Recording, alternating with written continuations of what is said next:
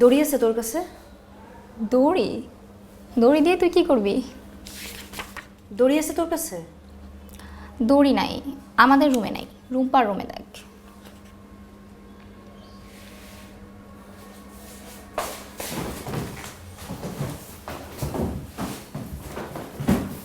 বললাম তো নাই। দড়ি দিয়ে তুই কি করবি?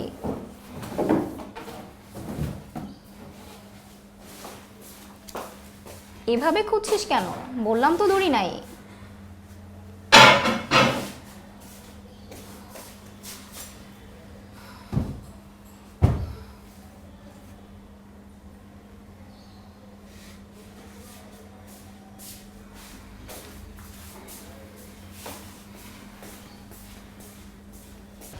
দড়ি আছে ভাই, দড়ি, মোটা দড়ি। দড়ি আছে ভাইয়া, দড়ি। না দড়ি তো বেশি না আমরা। দড়ি আছে ভাই, দড়ি।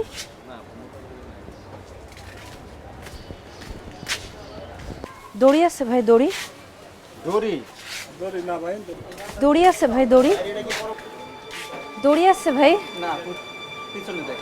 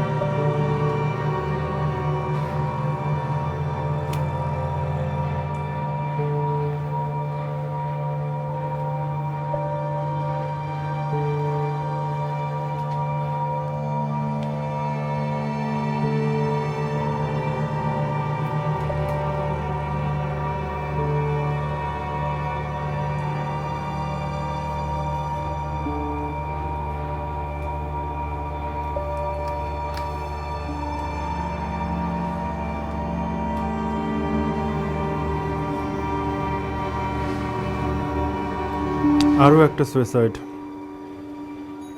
এবার বুঝতে পারছো তো এই সুইসাইডের কেসগুলো আমাদের ডিপার্টমেন্টে কেন ট্রান্সফার করা হয়েছে? It's not a regular crime. Sir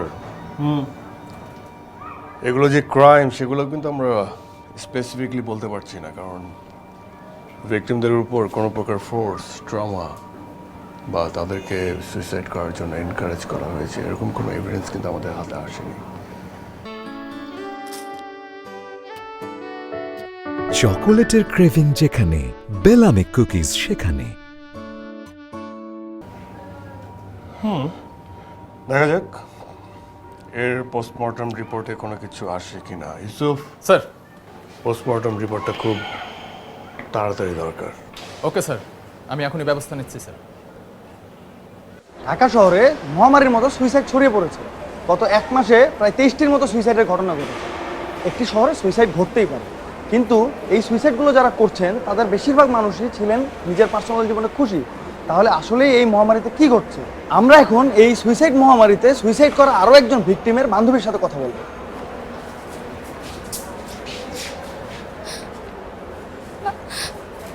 এক সপ্তাহ পরে ওর বিয়ে হওয়ার কথা ছিল। বিয়ের আয়োজন কেনাকাটা ফেল হয়ে গিয়েছে। আর তুমি ওই রিপোর্টটা খুব দ্রুত চলে আসো। আর যদি স্যার এই চাঞ্চল্যকর ঘটনাকে আপনারা কিভাবে দেখছেন? এই সুইসাইডগুলো কি কোইন্সিডেন্স নাকি বড় কোনো রহস্য লুকিয়ে আছে? আপনারা কি মনে করছেন যে এটা কোনো সিরিয়াল কিলারের কাজ? আপনাদের সকল প্রশ্নের উত্তর দেবে আদিল খান, ওই কেসে আইও। আদিল, লিসন, আসলে আপনাদের এই প্রশ্নগুলোর উত্তর দিয়ে আপনাদেরকে আসলে এই মুহূর্তে স্যাটিসফাই করতে পারবো না, কারণ পুরো বিষয়টা তদন্তের আওতায় আছে। ইনভেস্টিগেশন সম্পন্ন হবে, তারপরে আসলে আমরা কোনো স্টেটমেন্ট দিতে পারবো, কারণ একাধিক ঘটনা ঘটেছে খুব কম সময়ের মধ্যে। প্যারালাল ঘটে যাওয়া ঘটনাগুলো আসলে খুবই দুঃখজনক এবং সবগুলোই আসলে ইনভেস্টিগেশনের আওতায় আছে। তো তবে এতটুকু বলতে পারি যে এটা সুইসাইডও হতে পারে, মার্ডারও হতে পারে, বাট কোনো কিছু না জেনে তো আমরা কোনো স্টেটমেন্টে যেতে পারবো না।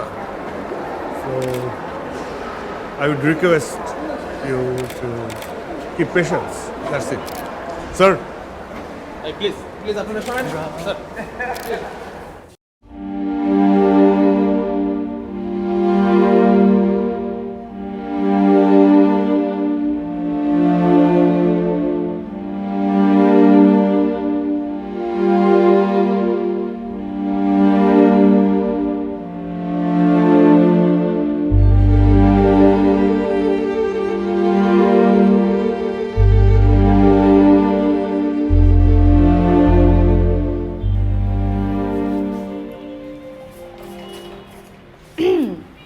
আমি কি ভেতরে আসতে পারি? কেন? আমাকে আইজি স্যারের অফিস থেকে পাঠানো হয়েছে কেন? ট্রেনিংয়ের জন্য। আপনি কি তোতলাচ্ছেন কেন? Excuse me?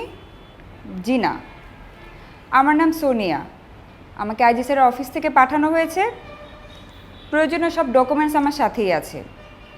আগামী 6 মাস এডিশনাল ডিআইজি আদিল খান, মানে আপনি আমার কমান্ডিং অফিসার। ট্রেনিং সাকসেসফুল হলে আমি ব্রাঞ্চে এসএসপি হিসেবে জয়েন করব। এবার আপনি ভিতরে আসতে পারেন। Thank you.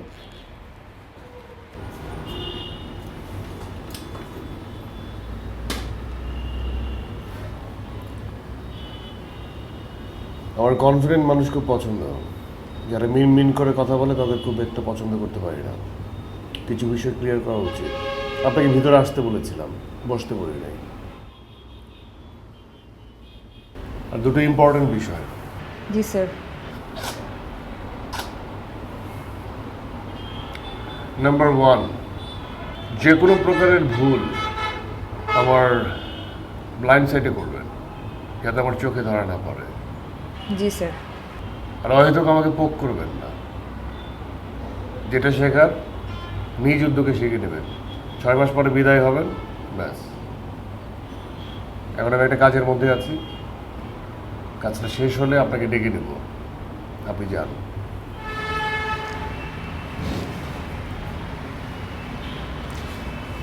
স্যার, আমার একটা প্রশ্ন ছিল। শিওর? না মানে এই অফিসে কি হাসির উপরে কোনো ট্যাক্স বসানো আছে? কেন? না, আপনার সাথে পরিচয় হবার পরে মনে হলো।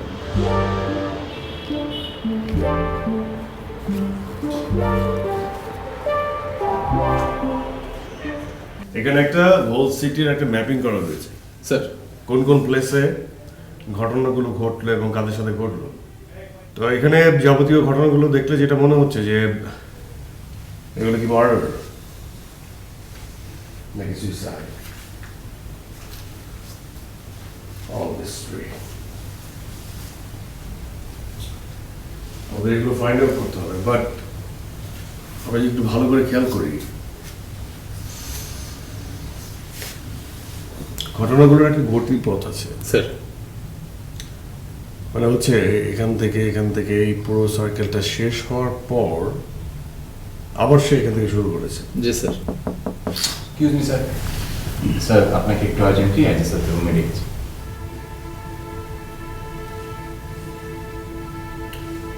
Excuse me sir.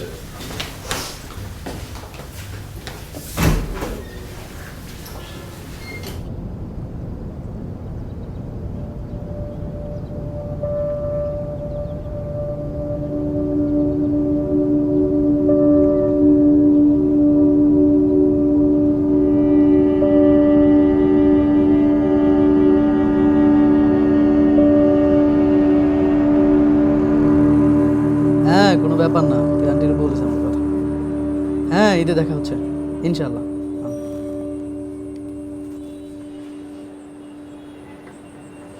ভাইয়া আপনার সাথে একটু কথা বলি। সরি ভাই, আমি ব্যস্ত, কথা বলা যাবে না। আপনার সাথে কিছুক্ষণ কথা বলি। বললাম তো ভাই, কথা বলা যাবে না, ব্যস্ত। আমি জানি তুমি ব্যস্ত, আমার 5 মিনিট সময় লাগবে, একটা গল্প শোনাবো। আমি আপনাকে বললাম তো ভাই, আমি ব্যস্ত।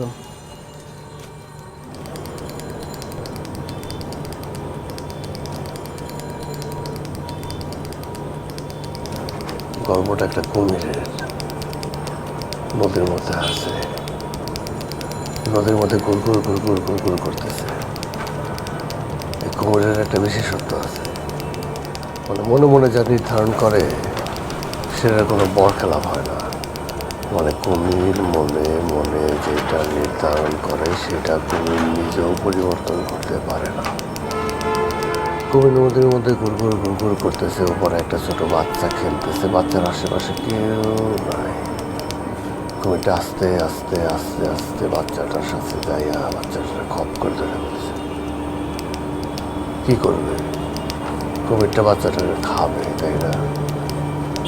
বাচ্চার মা আসছে, বাচ্চাকে দেখতে না পায়, আশেপাশে খুঁজে কোথাও নাই, হাও মাও করে কাঁদতেছে, হাও মাও করে কাঁদতেছে। তখন মা বুঝতে পারছে বাচ্চাটাকে কুমির ধরছে। মাটা হাও মাও করে কাঁদতে কাঁদতে কাঁদতে কাঁদতে কাঁদতে কাঁদতে কুমিরের কাছে অনুনয় করতেছে, আমার বাচ্চাটাকে তুমি ছাইড়া দাও, আমার বাচ্চাটাকে তুমি ছাইড়া দাও, আমার বাচ্চাটাকে তুমি ছাইড়া দাও। তো কুমিরের মনের মধ্যে ওনার মায়া হয়েছে, মার এই কান্না দেখা ওর মধ্যে মায়া যাচ্ছে। কিন্তু কুমির যেটা মনে মনে নির্ধারণ করে সেটা সে করে, সেটার পরিবর্তন সে করতে পারে না। তো কুমির অনেকক্ষণ ধরে ভাবছে, কুমির ভাবতে ভাবতে বলছে, মার কান্না দেখে বলছে, মা আমার মনের মধ্যে কি চলতেছে আপনি যদি বলতে পারেন তাহলে আপনার বাচ্চাটাকে আমি ছেড়ে দেব। তখন মা একটা দ্বিধায় পড়ে গেছে। মা ভাবতেছে আমি কি বলবো, কি বললে আমার বাচ্চা বেঁচে যাবে। মা মনে মনে ভাবতেছে, কুমিরের মনে তো এটাও চলতে পারে যে কুমির ভাবতেছে বাচ্চাটা কেউ খাবে না। মা ভাবলো যদি বলি বাচ্চাটা কেউ খাবে না তাহলে বাচ্চাটা বেঁচে যাবে, কিন্তু এখানে সম্ভাবনা 50-50। মা ভাবতে ভাবতে ভাবতে ভাবতে হঠাৎ করে বলে ফেললো যে কুমির তুমি চাও আমার বাচ্চাটাকে খাইতে। এই কথা শুনে না কুমির মহা দ্বিধায় পড়ে গেল। মানে এই কথাটা যদি সত্যি হয়, মার এই কথা যদি সঠিক হয়, বা তুমি আমার বাচ্চাকে খেতে চাও, এটা যদি সঠিক হয় তাহলে কুমিরের বাচ্চাটাকে ছেড়ে দিতে হবে। যদিও সে মনে মনে বাচ্চাটাকে খেতে চাইছিল। ওই যে বললাম, কুমির মনে মনে যেটা নির্ধারণ করে সেটা কিন্তু ছাড়তে পারে না, ওইটাই ওকে করতে হবে। আর মার কথাটা যদি ভুল হয় তাহলে কুমিরকে বাচ্চাটাকে খেতে হবে, যদিও সেই কুমিরটা চাইছিল বাচ্চাটাকে ছেড়ে দিতে। চকোলেটের ক্রেভিং যেখানে, বেলামি কুকিজ সেখানে। বুঝে বললাম, কুমির মনে মনে যেটা নির্ধারণ করে সেটার বরখেলাপ তো কুমির নিজেও করতে পারে না। এই বিভ্রান্তে কুমির পড়ে গেল। বছরের পর বছর পার হয়ে গেল, কুমির কোনো সিদ্ধান্ত নিতে পারল না। কি এক মহাযন্ত্রণা। এই জন্য কুমিরের মনটা না খুব খারাপ। কুমিরের মুখে কোনো হাসি নাই। কুমিরটা এখনো বছরের পর বছর সিদ্ধান্তহীনতায় ভুগতেছে। আমি চাই তুমি কুমিরটাকে খুশি করে দাও। কিভাবে করবা জানো? তুমি এখান থেকে বেরোবা, রাস্তায় খুব জোরে চলতেছে এরকম একটা বাসের সামনে তুমি দাঁড়ায় যাবা, বাসটা তোমার ধাক্কা দিবে, কুমিরের মন ভালো হয়ে যাবে। পারবা না? যাও।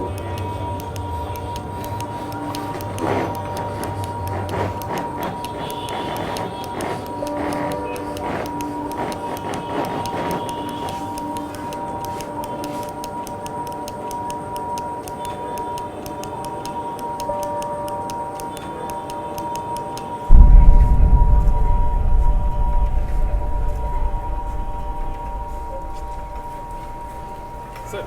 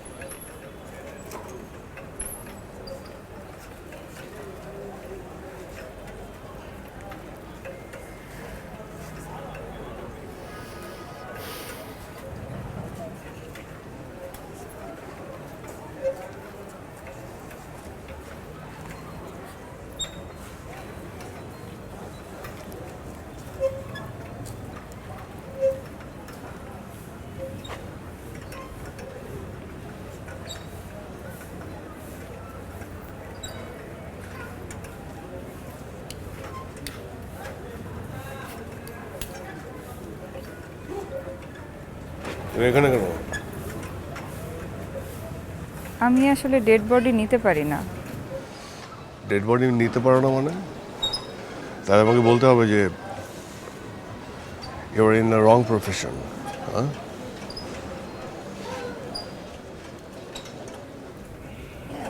আসলে ছোটবেলা আমি আমার দিদার সাথে ঘুমাতাম। দিদা আমাকে অনেক আদর করত। যেদিন রাতে দিদা মারা যায় সেদিন রাতেও দিদা আমার সাথেই ঘুমিয়েছিল। ঘুমের মধ্যেই দিদা মারা যায়। সকালে যখন আমার ঘুম ভাঙে আমি দেখি দিদা ভয়ঙ্কর দৃষ্টিতে আমার দিকে তাকিয়ে আছে। হঠাৎ একটা পোকা দিদার মুখ থেকে বেরিয়ে নাক দিয়ে ঢুকে গেল। আমি এই দৃশ্য কোনোদিনও ভুলতে পারবো না। দিদা আমাকে এত আদর করত, কিন্তু তার সব স্মৃতি ছাপিয়ে এই ভয়ঙ্কর স্মৃতিটা আমার মনে গেঁথে গিয়েছে। তারপর থেকে আমি আর ডেড বডি নিতে পারি না।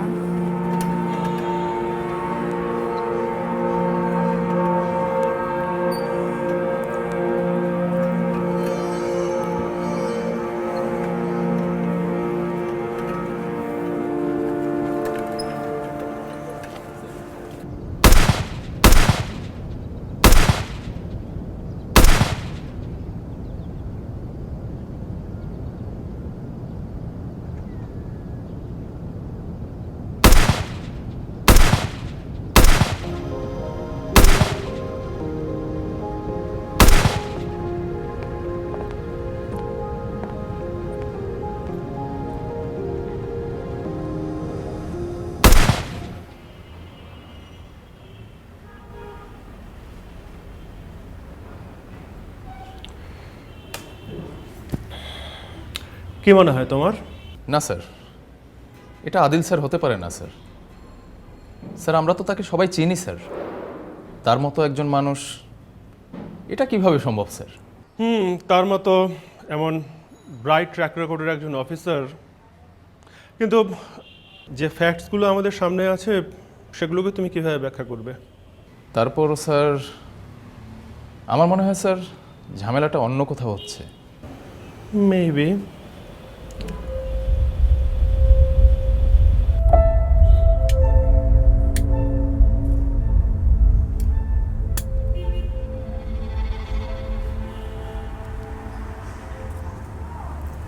স্যার আপনি কি কোনো কিছু নিয়ে খুব বেশি টেন্স?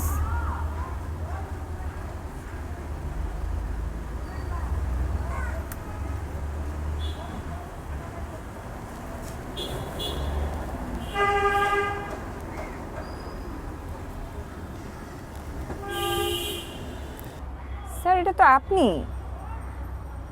এই মেয়েটাই না কিছুদিন আগে সুইসাইড করলো। আপনি ওকে চেনেন?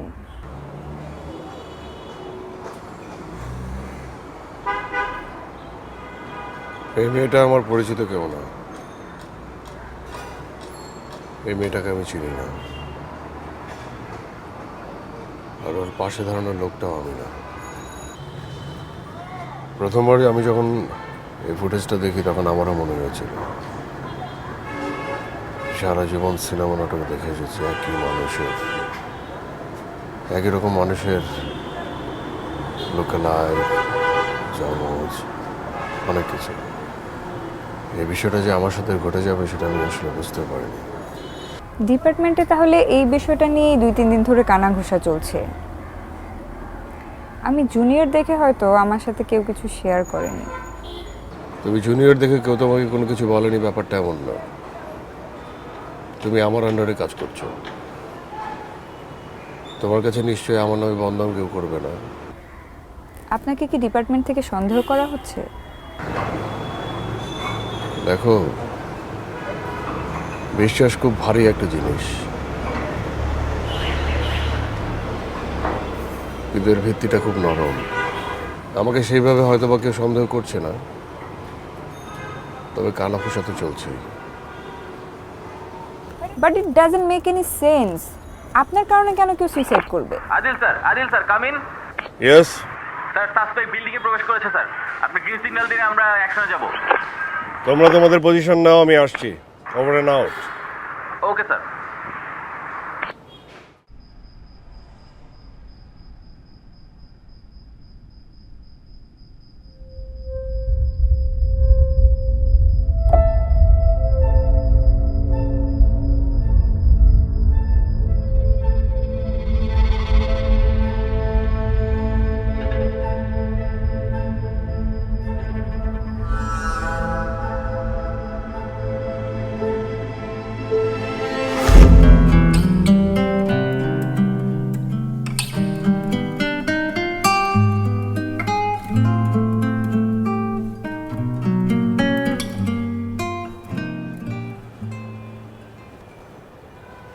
কি ব্যাপার,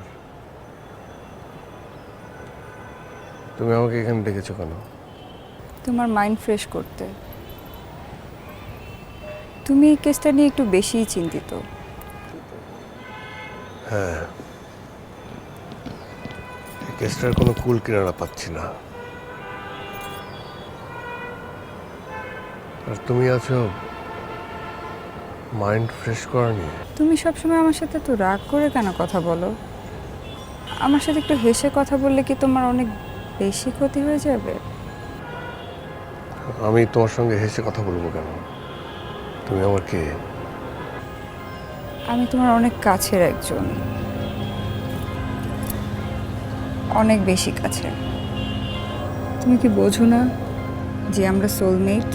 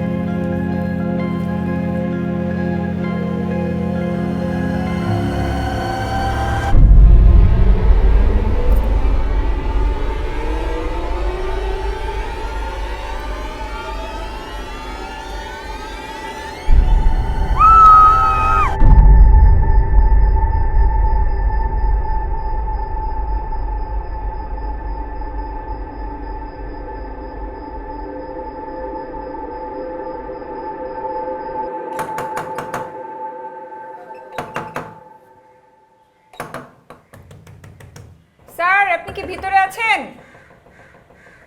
স্যার,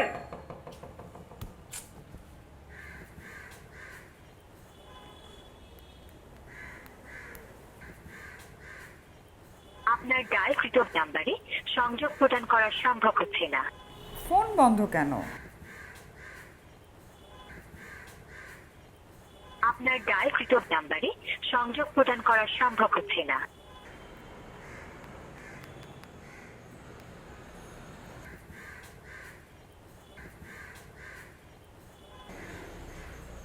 ভেতরে কেউ আছেন?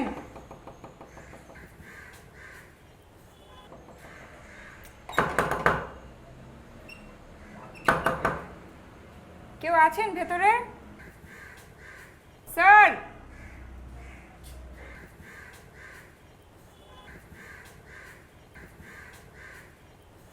আপনার ডায়ালকৃত নাম্বারে সংযোগ প্রদান করা সম্ভব হচ্ছে না।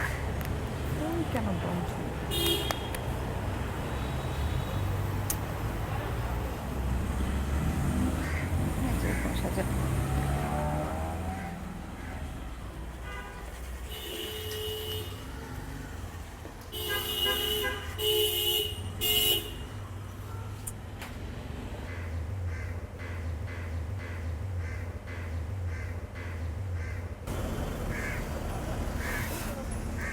স্যার আপনি এখানে?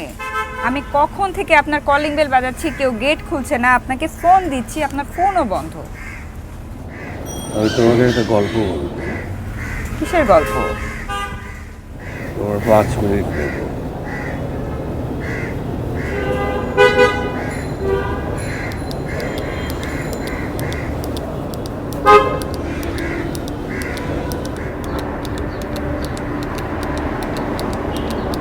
গল্পটা কবিগুরুকে নিয়ে,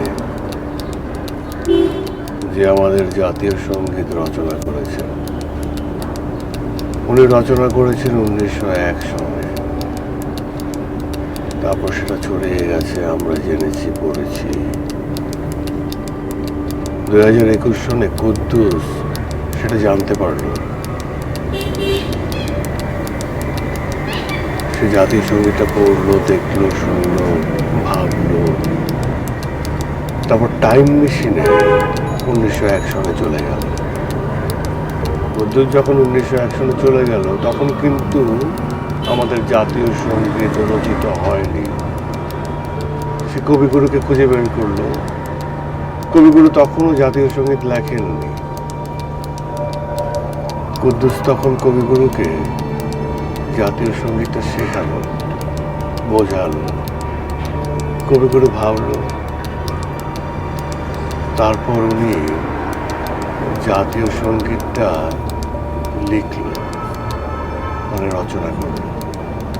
কুদ্দুস আবার 2021 সনে চলে আসলো। কবিগুরু 1901 সনে লিখল, তারপর সেটা সবার কাছে ছড়ালো। সময় গেল, দিন গেল, 2021 আসলো। কুদ্দুস আবার পড়ল জাতীয় সঙ্গীত, রচনায় কবিগুরু রবীন্দ্রনাথ ঠাকুর। এখন প্রশ্ন হচ্ছে, আমাদের জাতীয় সঙ্গীতটা লিখেছেন কে? কবিগুরু রবীন্দ্রনাথ ঠাকুর। কিন্তু কুদ্দুস তো টাইম মেশিনে করে 1901 সনে যে জাতীয় সঙ্গীত রচনা হওয়ার আগে কবিগুরুকে সেই জাতীয় সঙ্গীত শিখিয়েছিলেন। যদিও কুদ্দুস সেটা 2021 সনে কবিগুরুর লেখা থেকেই শিখেছিলেন। নাকি কুদ্দুস? না, কুদ্দুস তো 2021 সনেই কবিগুরুর লেখা থেকে শিখেছিলেন। যদিও কুদ্দুস 1901 সনে রবীন্দ্রনাথের কাছে গিয়েছিলেন। আসলে এটা রচয়িতা কে? একটা মারাত্মক দ্বিধা না? এই দুটো বিষয় নিয়ে না কুদ্দুস আর কবিগুরু রবীন্দ্রনাথ ঠাকুর দুজনেরই মন খারাপ। তুমি কি তাদের মন ভালো করতে চাও?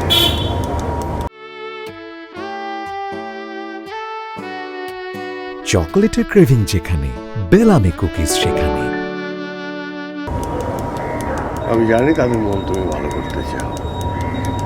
তাহলে এখান থেকে উত্তর দিকে 47 কদম গুনে গুনে হেঁটে একটা ধারালো ব্লেড দিয়ে তোমার হাতে তুমি আঘাত করতে থাকবে, যতক্ষণ পর্যন্ত হাতের নার্ভগুলো একদম কেটে না যায়।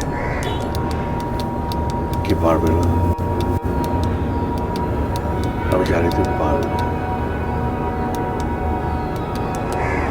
যাও।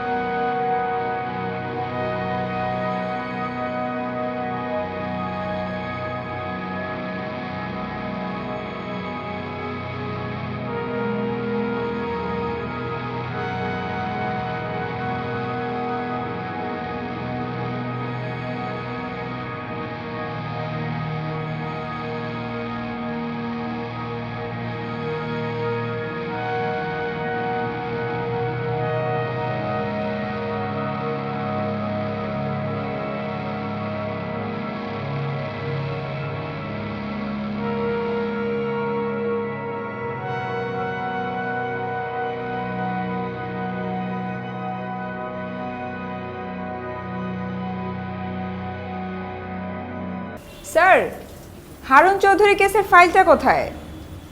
দেখো ওই আমার ড্রয়ারের ভিতরে আছে মনে হয়, ফার্স্ট বা সেকেন্ডটাকে দেখো। আচ্ছা, আমি দেখছি।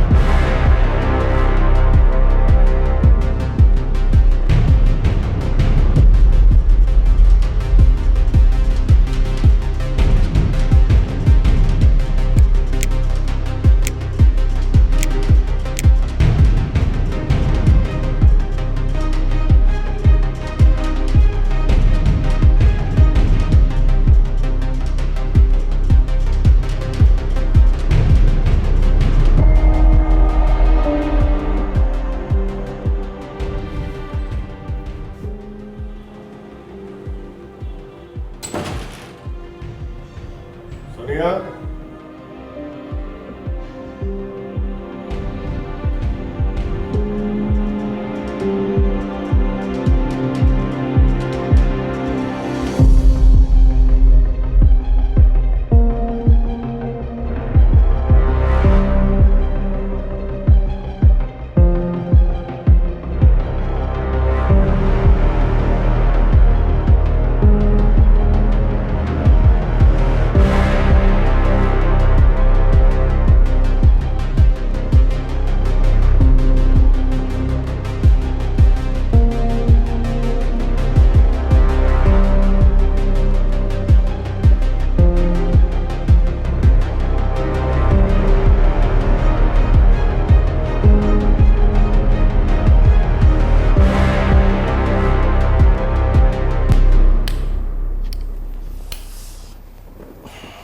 তোমার এখানে আসলেই আমার এই সমস্ত খাওয়া হয়, আমি তো অনেক আগে ছেড়ে দিয়েছি। যাক, যে জন্য তোমার এখানে আসা। আদিল, তুমি আমাদের ডিপার্টমেন্টে ওয়ান অফ দ্য বেস্ট। চৌকস তোমার ট্র্যাক রেকর্ড, আর এ কারণেই তোমাকে ডিপার্টমেন্টের প্রেস্টিজিয়াস ট্রেনিংয়ে 2 বছর আগে ইউকেতে পাঠানো হয়েছিল। ডিপার্টমেন্ট থেকে আশা করা হয়েছিল তুমি ট্রেনিং থেকে ফিরে এসে আরও বেটার, আরও চৌকসভাবে ডিপার্টমেন্টকে সার্ভ করবে। কারণ স্যার কোন প্রবলেম? না, সমস্যা তোমাকে নিয়ে নয়, মানে তোমাকে আমি কিভাবে বোঝাবো বিষয়টা। জি স্যার, আমি বুঝতে পারছি sir. I can read you, sir. I can understand. আমাকেই সাসপেক্ট করা হচ্ছে এখন। আমাকে আসলে স্যার হয় কি স্যার, আমিও একটা দ্বিধার মধ্যেই পড়ে গেছি। আপনি আপনার জায়গায় রাইট, যে সিসিটিভি ফুটেজটা পাওয়া গেছে, আমি তো আসলে দ্বন্দ্বের মধ্যে পড়ে গেছি। এটা কিভাবে সম্ভব যে এটা এতদিন সিনেমা নাটকে দেখে এসেছি? আমি নিজেও না এই কেসের সলভটা চাই, যে এটা সলভ হোক।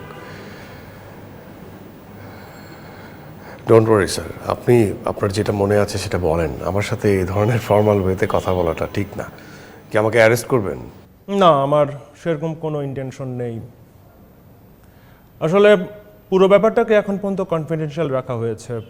ডিপার্টমেন্টের এরা দুজন ছাড়া আর কেউ এখন পর্যন্ত জানে না পুরো ব্যাপারটা। হ্যাঁ, আইজি স্যারের কাছে আমি এখন পর্যন্ত সিসি ফুটেজটা পাঠাইনি। সত্যি বলতে কি আদিল, আমি তোমার কাছ থেকে কিছু কোঅপারেশন এক্সপেক্ট করছি। পুরো ব্যাপারটাকে আমরা ইচ্ছা করলে প্রমাণ করতে পারি যে এই সুইসাইড কেসগুলোর মাঝে তোমার কোনো ভূমিকা নেই। কিভাবে? House arrest. আমি কিছুদিনের জন্য তোমাকে হাউস অ্যারেস্ট করে রাখতে চাই।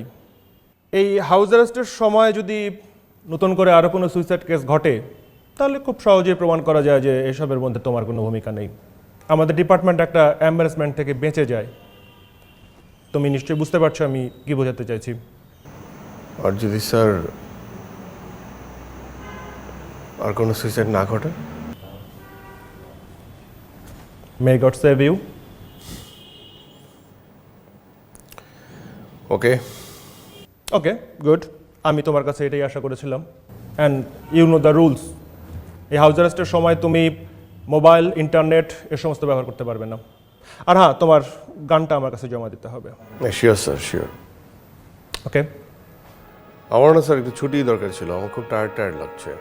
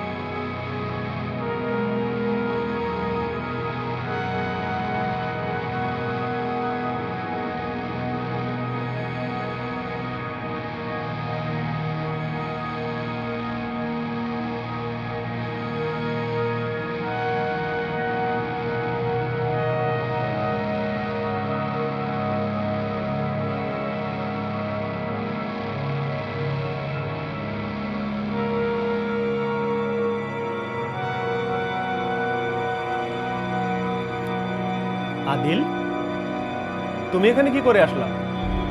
তুমি তো হাউস অ্যারেস্টে ছিলা। আদিল, এদিকে আসো তো। আদিল, বলো তোমাকে কে নিয়ে আসছে এখানে? তুমি কিভাবে হাউস অ্যারেস্টের থেকে এখানে চলে আসলে বলো একটু। এই, তোকে আর কেউ বাঁচাতে পারবে না। তো সব অপরাধের কথা আমি বলে দেব, সব। তুই আত্মসমর্পণ কর। আমি আত্মসমর্পণ করব? হ্যাঁ, আমি আত্মসমর্পণ করলে তোমার কি হবে? তোমার বাঁচাবে কি? আমার কি হবে? সোনিয়া, আমার কি হবে মানে? আমি কি করেছি? আমি কিছু করিনি, বরং তোর কারণে অনেক নিরপরাধ মানুষ মারা গেছে। তুই আত্মসমর্পণ কর, কর। আমার কারণে? হালুয়া নাকি? হ্যাঁ, তুমি আমাকে সাহায্য করো নাই। আমার সব কুকীর্তির সাথে সাক্ষী তো তুমি। তুমি আমাকে সাহায্য করেছ। আত্মসমর্পণ তো তুমি করবা, হাসবা তো তুমি। হ্যাঁ সোনিয়া, সোনিয়া তুমি কিছু বলো। তুমি তো জানো। সোনিয়া তুমি কিছু বলো। এগুলো বলো। স্যার আমি কিছু করিনি স্যার। স্যার আমি কিছু করি নাই। সোনিয়া, সোনিয়া, সোনিয়া প্লিজ স্যারকে বলো। চলে গেছে, আমি আছি, আমি তোমার বন্ধু। আদিল, তুমি কি পাগল হয়ে গেছো? তুমি কোন সোনিয়ার কথা বলছো? স্যার আপনি আমার দিকে তাকিয়ে কথা বলেন স্যার। আমি আদিল। এই সোনিয়া, সোনিয়া,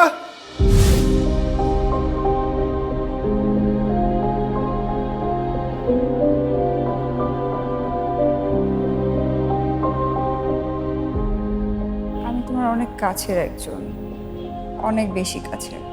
তুমি কি বোঝো না যে আমরা সোলমেট? সোনিয়া, সোনিয়া প্লিজ বলো। আরে সোনিয়া নাই, বন্ধু আমি আছি। তুমি আমার কাছে আত্মসমর্পণ করো। স্যার, স্যার আমি আদিল স্যার, আপনি আমার দিকে তাকান স্যার। স্যার ও আমাকে জ্বালিয়ে মারছে, সব খারাপ কাজ ও করেছে, আমাকে ভাসাচ্ছে স্যার। স্যার আমি কিছু করি নাই স্যার। স্যার আমি একজন অনেস্ট অফিসার স্যার। সোনিয়া, এত চিল্লাচিল্লি করার কিছু নাই, এত কান্নাকাটি করার কিছু নাই, এত ডাকাডাকি করার কিছু নাই। সোনিয়া নাই, সোনিয়া চলে গেছে, সোনিয়া আর আসবে না। তবে আমি আছি বন্ধু। আদিল, তুমি আমার কাছে আত্মসমর্পণ করো। Enough is enough. Adil, you are mad.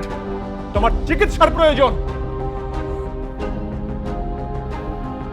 কি করে এরা সবাই? হাউস অ্যারেস্ট থেকে একটা মানুষ কি করে বেরিয়ে আসে? স্যার, আমার চিকিৎসার আগে আপনাকে একটা গল্প বলার খুব প্রয়োজন আছে। কিসের গল্প?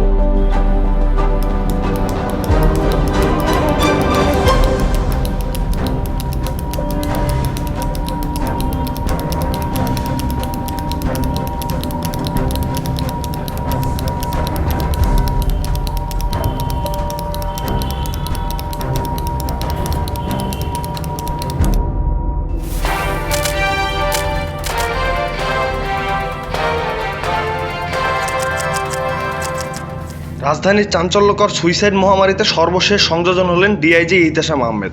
গতকাল রাতে তিনি নিজ বাসভবনেই সুইসাইড করেন। এদিকে সুইসাইডের কেসগুলোর তদন্তের দায়িত্বে থাকা এডিশনাল ডিআইজি আদিল খানকেও তার বাসায় খুঁজে পাওয়া যাচ্ছে না।